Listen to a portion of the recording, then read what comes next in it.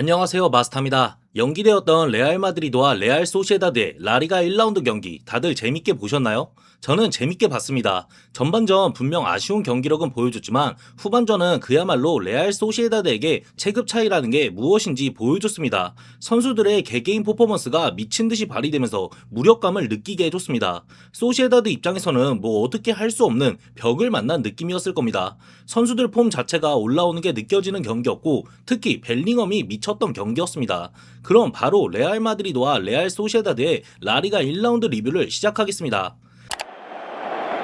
Uno, dos, tres, ¡a la Madrid!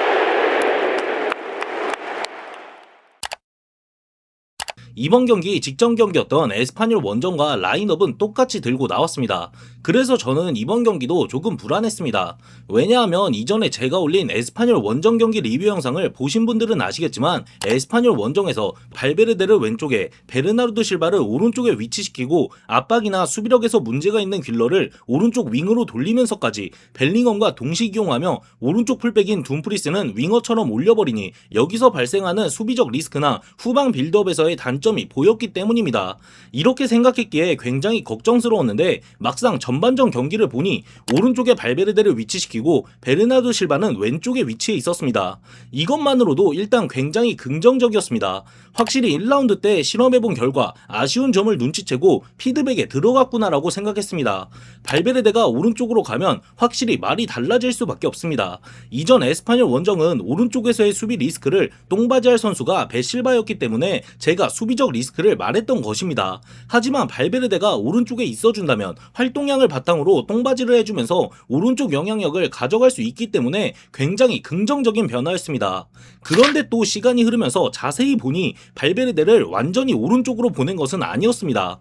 여기서부터 제가 기존에 갖고 있던 생각 이상을 레알 마드리드는 보여줬습니다. 이번 경기 레알 마드리드가 보여준 모습은 4-3-1-2와 같은 모습이었습니다. 또 어떻게 보기에 따라서는 다이아몬드 4-4-2 같은 모습이기도 했습니다. 물론 직전 경기와 같이 4-2-2-2의 모습이 공격으로 나설 때 나오기도 했습니다. 하지만 제가 봤을 때 일단 기반 자체는 4-3-1-2와 같은 모습이었습니다. 4-3-1-2의 3을 길러, 발베르데, 베실바로 구성하면서 길러의 위치를 조금 내려 발베르데에게 오른쪽 볼란테로서의 역할을 부여해 오른쪽에서의 영향력을 늘리기보다는 볼란테 중앙에 위치시켜 중앙 공간에서의 전체적인 영향력을 늘리는 방향을 선택했습니다. 그리고 발베르데와 베실바는 지속적인 스위칭을 가져가면서 베실바 또한 왼쪽에 국한시키는 것이 아닌 중앙 전체적으로 영향력을 펼칠 수 있게 했습니다. 여기에 추가로 길러를 4-3-1-2에 3에 구성하면서 이전 에스파뇰 원정에서 보여준 패스 한 방에 비니시우스, 벨링엄, 은바페, 길러가 모두 리타이어되는 압박 구조에서 길러를 무작정 올리지 않고 베실바, 발베르데와 함께 라인을 맞추게 하면서 압박 구조가 쉽게 뚫리더라도 수비적 리스크를 에스파뇰 원정처럼 코나테가 과도하게 지는 상황을 만들지 않으려 했습니다. 확실히 에스파뇰 원정 경기 이후 선발 라인업만 바꾸지 않았을 뿐이지 레알 마드리드와 무리뉴 감독은 많은 부분에서 변화를 가져갔습니다. 아마 에스파뇰 원정에서의 경기력이 너무 똥냄새 났다 보니 피드백 과정을 거치고 이런 변화를 가져간 것으로 보입니다. 그럼 이런 변화가 소시에다드를 상대로 통했냐고 하면 솔직하게 통한 부분이 있긴 했지만 맞아 들어가지는 않았습니다. 먼저 맞아 들어가지 않은 부분을 말해보자면 레알 마드리드가 이번 경기에서 압박을 많이 시도한 편은 아니었지만 압박에 들어갈 때 보면 아직 서로 눈빛만 봐도 알 수 있을 정도로 연습이 된 압박은 아니었습니다. 경기 장면으로 보면 길러가 살짝 늦고 발베르데와 하이선은 서로 소통이 되지 않는 모습을 보여줬습니다. 결과적으로 오야르사발에 대한 압박에 하이선이 튀어나와서 소시에다드의 골키퍼 레미로가 롱킥을 시도하는 모습을 볼 수 있었습니다. 물론 이 장면도 해석하기 나름인데 그 이전 장면을 보면 애초에 발베르데가 오야르사발 마크를 포기하고 압박하기 위해 올라갔으면 오야르사발을 하이선이 맡아주는 것이 이상해 보이진 않기도 합니다. 아무튼 맞춰가는 과정이었고 1라운드와 또 완전히 다르게 변화했기 때문에 경기를 치르면서 시간이 흘러가면 더욱 맞아가고 발전할 수 있는 부분이지 않을까 싶습니다. 그리고 또 애매하긴 한데 개인적으로는 발베르데와 베실바의 스위칭 과정에서 아다리가 맞지 않았다고 표현하고 싶은 경기 장면을 보시면 결국 베실바가 중앙으로 들어오면서 길러가 오른쪽 수비, 베실바가 커버하는 그림이 나오면 위협적인 기회를 내주는 모습을 보여줬습니다. 또한 길러와 베실바로 구성되어 있을 때 한 번에 넘어오는 패스 자체도 굉장히 치명적으로 작용하는 장면도 나왔고 세르히오 고메스를 완전히 놓치며 실점 위기까지 내줬습니다. 하지만 다른 장면을 보면 발베르데와 베실바가 스위칭을 가져가지 않아 발베르데가 커버해줄 수 있는 상황에서는 충분히 커버해주는 모습이 나왔습니다. 이런 부분을 보면 발베르데와 베실바가 스위칭하면서 운이 나쁘게 순간적으로 나온 장면처럼 보이기도 하고 저 또한 시간이 지나면 더 잘 굴러갈 거라 생각합니다. 하지만 분명 이 선발 라인업에서는 발베르데를 아예 오른쪽에 고정시켜 놓는 것이 아니라면 강팀과의 경기에서는 치명적인 약점으로 작용할 가능성이 굉장히 높기 때문에 계속 고민해서 수비적 리스크를 보이지 않게 해야 합니다. 그리고 또 맞아 들어가지 못한 부분이 하나 더 있는데 바로 빌드업 과정은 아직 문제라는 것입니다. 결국 볼이 나오지 못하고 계속 후방에서만 돌고 있으니 벨링엄이 내려와야 하는 상황이 자주 나왔고 이는 공격으로 이어진다고 한들 벨링엄이 박스 안으로 들어갈 타이밍을 놓치게 되면서 박스 안에 위치한 선수들이 은바페, 길러로 구성되는 모습을 보이게 됐습니다. 만약 은바페가 박스 밖으로 빠져 있다면 비니시우스, 길러가 박스 안에 있었고 말이죠. 소시에다드 입장에서는 박스 안에 들어온 인원이 벨링엄이 아니고 비니시우스, 은바페, 길러라면 측면에서 넘어오는 공을 수비하는 것은 매우 쉬운 상황이었습니다. 이런 점들 때문에 변화의 결과가 완벽하진 않았습니다. 하지만 분명 통했습니다. 보다 중앙에서의 영향력을 높이는 방향으로 위치하게 된 발베르데는 순간적으로 튀어나와서 압박을 통해 기회를 만들어내기도 했고 득점 장면도 보면 중앙에서의 영향력을 높인 발베르데가 뽀른반 능력을 보여주며 은바페에게 기가 막히게 찔러 넣어줬고 선제골을 가져올 수 있었습니다. 그리고 베실바와 발베르데가 스위칭되어서 순간적으로 오른쪽 수비가 헐렁해지는 상황들이 나오긴 했지만 분명 에스파뇰 원정보다는 안정감이 있었습니다.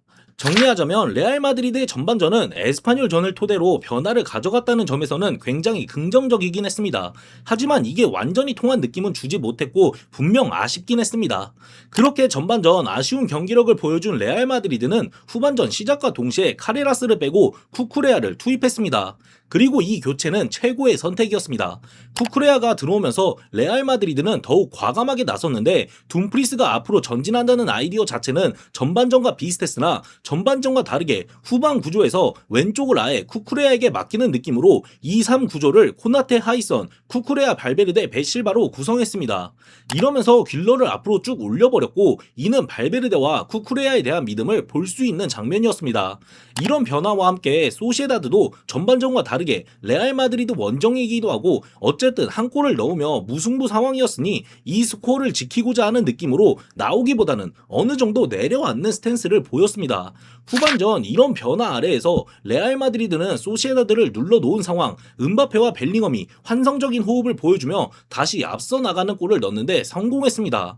넘어가서 비니시우스의 골이자 레알 마드리드의 이번 경기 세 번째 골은 전술적, 전략적 모습을 언급할 부분이 아닌 그냥 벨링엄 그 자체였습니다.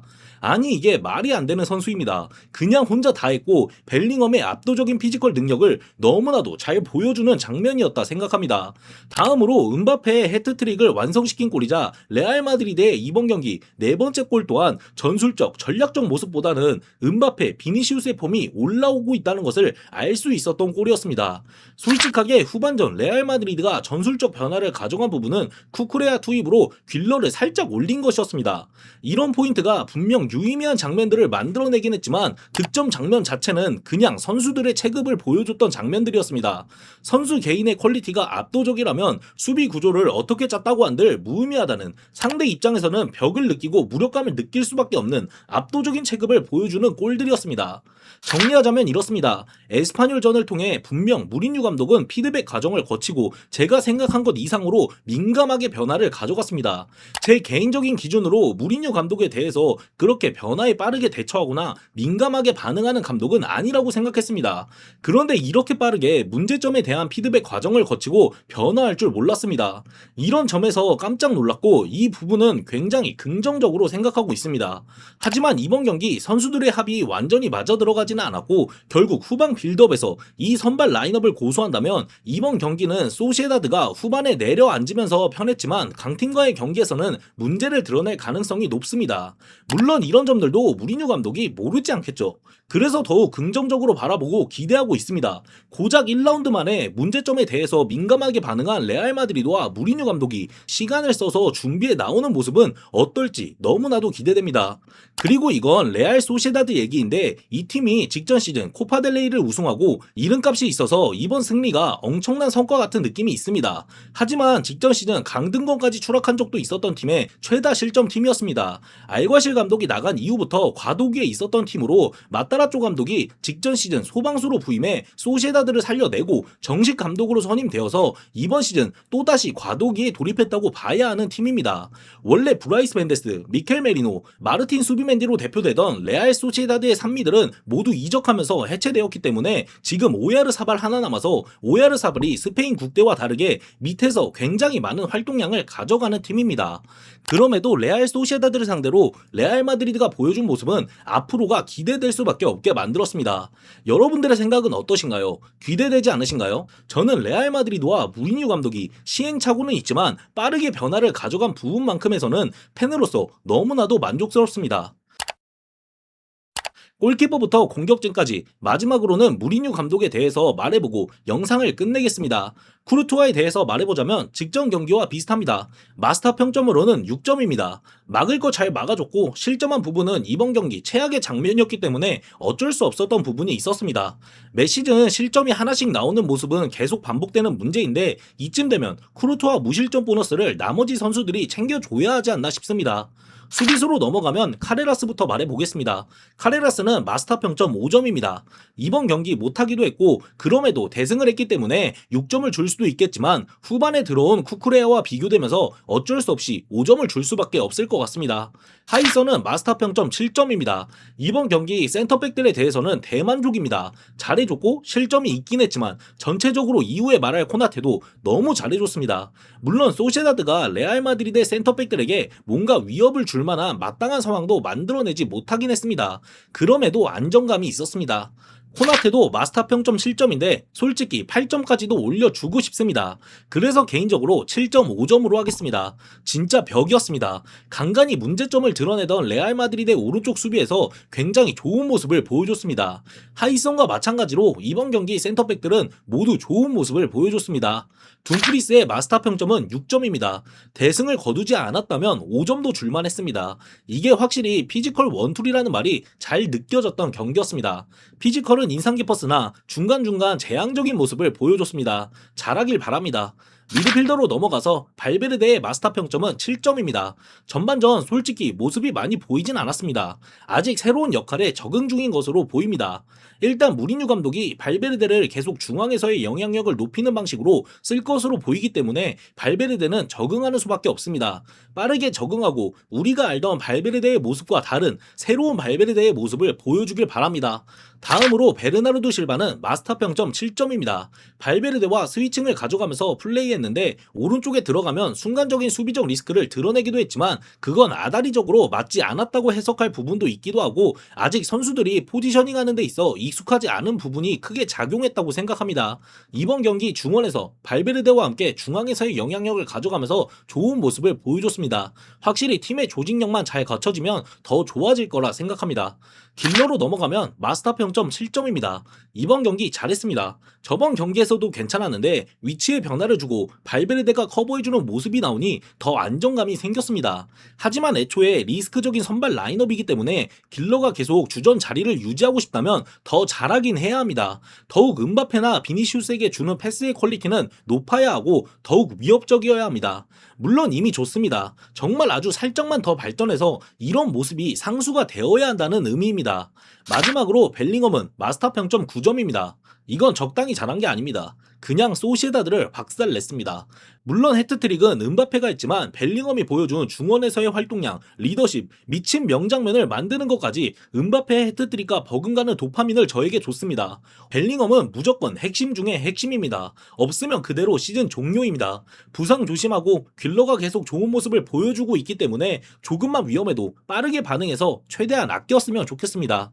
공격수로 넘어와서 음바페의 마스터 평점은 9점 0점입니다. 솔직히 10점 주고 싶은데 오늘 0점이 맞지 않아서 날린 기회들 생각하면 10점까지는 주지 못할 것 같습니다. 그래도 이번 경기 음바페가 보여준 움직임은 수많은 기회를 창출시켰고 아직 폼이 다 올라오지 않았으며 0점이 잡히지도 않았는데 폼이 올라오고 0점이 잡히면 얼마나 더 파괴적일지 기대가 됩니다.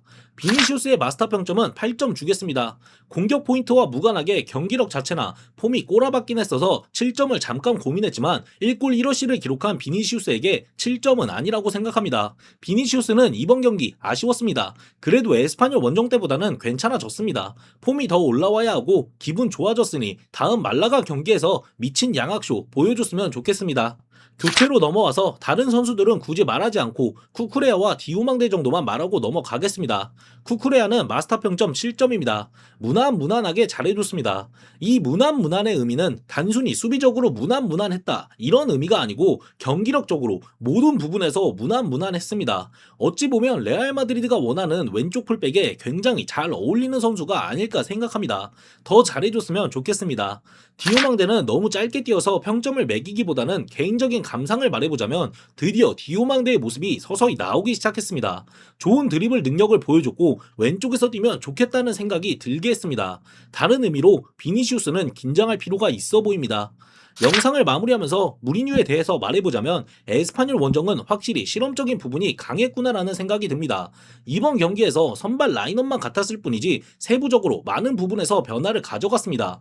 이런 변화가 전반전 잘 먹혀 들어가진 않았고 후반전에서 소시에다드가 한 골을 지키고자 내려앉은 느낌이 강했기 때문에 데이터로서 아쉬울 수는 있지만 문제점을 확인해서 빠르게 피드백하고 변화를 가져간 모습은 굉장히 긍정적입니다.